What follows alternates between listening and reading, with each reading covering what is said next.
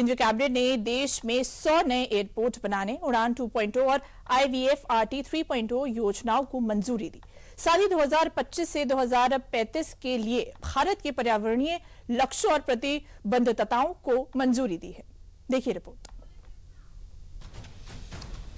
विकसित भारत के विजन को साथ लिए देश के विकास की रफ्तार को धार देने के लिए बुधवार को पीएम मोदी की अगुवाई में हुई केंद्रीय कैबिनेट की बैठक में देश के बुनियादी ढांचे, कनेक्टिविटी और पर्यावरण को मजबूत करने के लिए कई अहम फैसले लिए गए हैं, जो देश में एयरपोर्ट्स के विकास, पर्यावरण को स्वच्छ बनाने की सौगात और ईज ऑफ ट्रैवल से जुड़े हुए हैं।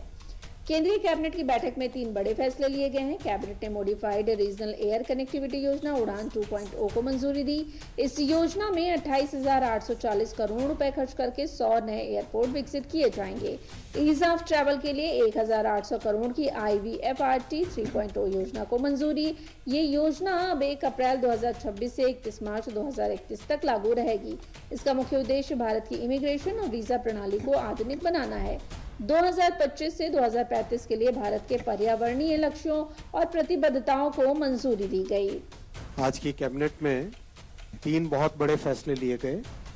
सबसे पहला, भारत में जो विजिटर्स आते हैं उनकी फैसिलिटेशन के लिए, उनके लिए ईज ऑफ ट्रैवल के लिए 1800 करोड़ रुपीस का IVFRT, ये होम मिनिस्ट्री के तहत है, immigration, visa, foreigners registration and tracking, इसका 3.0 थर्ड वर्जन मैं डिटेल में बताऊंगा 2.0 तक क्या अचीवमेंट्स हुए।